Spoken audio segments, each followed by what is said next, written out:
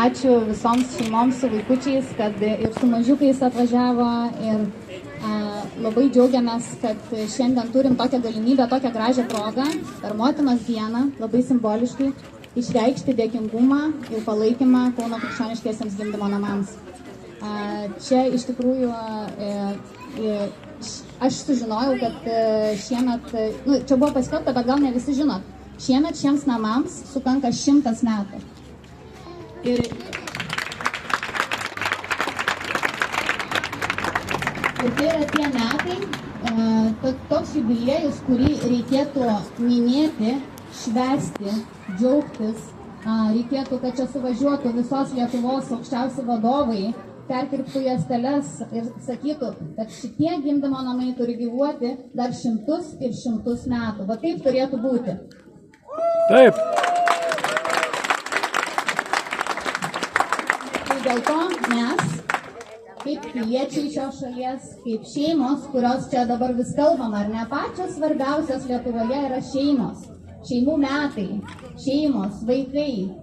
Tai iš tikrųjų, mes, būtent ta visuomenės grupė, kuri yra pagrindas tam, kad mūsų tauta augtų ir klestėtų, mes ir padarykim tą šventę Kauno krikščioniškiesiems gimdymo namams, jų 100-mečio progą ir išreikškim savo dėkingumą ir palinkėjimą jiems gyvuoti dar 100 ir 100 metų.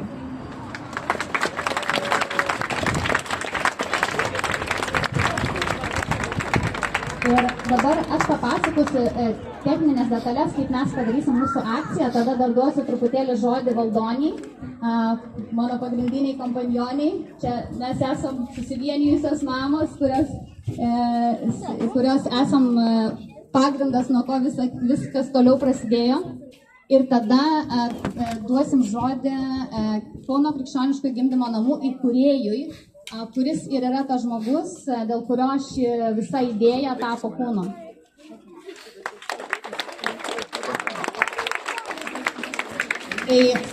Kai mes turėsim šitos pasisakymus, tada visi sustosime prie sienos, būsime veidais atsisukę į gatvę, susikipsim rankomis.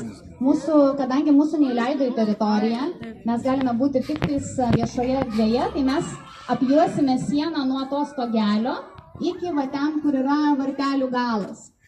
Tai šitą sieną. Ir tada susikipsime rankomis, kas nori gali užsimerkti, kas ne.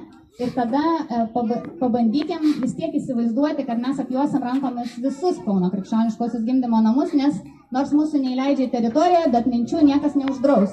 Taip. Mes mintimis galime apjuosti ir mintimis ir savo širdimis galime apjuosti visus Kauno krikščioniškosius gimdymo namus. Ir tada išreikšti savo palinkėjimą, kiekvienas iš savo širdies.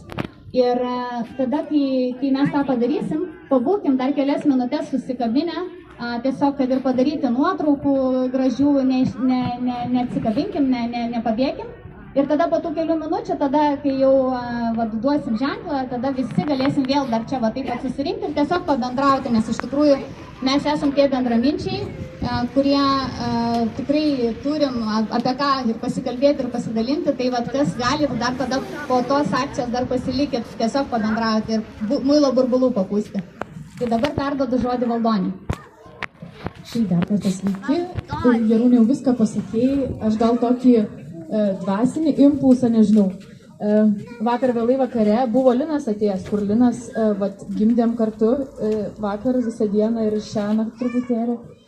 Tai buvau koplyčioj, kur yra šitose gimdymo namuose ir tikrai meldžiausi ir galvojau, nejaugi gali būti, kad kaip dula lankausi paskutinius kartus čia. Ir paskui atėjo tokia labai šviesi mintis. Ir dabar Jarūnė man pasakė, kad žurnalistė klausė, ar mes dar tikimės, kad mes išsaugosim. Tai ta mintis ir buvo apie tai, kad mes išsaugosim tai, kas visiškai nėra apie sienas ir tam nėra jokio pavojaus. Ir tai, kad jūs susirinkot, parodo, kad mes tą saugom ir išsaugosim ir nebūtinai apie tai supras ir nebūtinai apie tai kažkaip galbūt įrodysim. Ir manau, kad ir tos sienos išliks, tuo reikia tikėti, bet ir tas viduje esanti toks dvasinis pamatas, ta kultūra, kuri tikrai gyva ir visiškai amžina. Tai tokios mintis ir tikrai labai norėčiau gal iš savo lūpų perduoti žodį gydytojui Kęstučiui Stankarui, kuris iš tiesų buvo tas žmogus, kuris tada, kai buvo atkurta nepriklausomybė, nuėjo tą sunkiausią kelią. Mes dabar laikom išbandymą nepriklausomybės, tikrai, realiai. O jis pradėjo ir tas kelias buvo toks sunkus ir toks neįprastas kitų akimis, kad tiesiog kviečiu trumpai pasidalinti ir iš karto padėkoti noriu už tą kelią.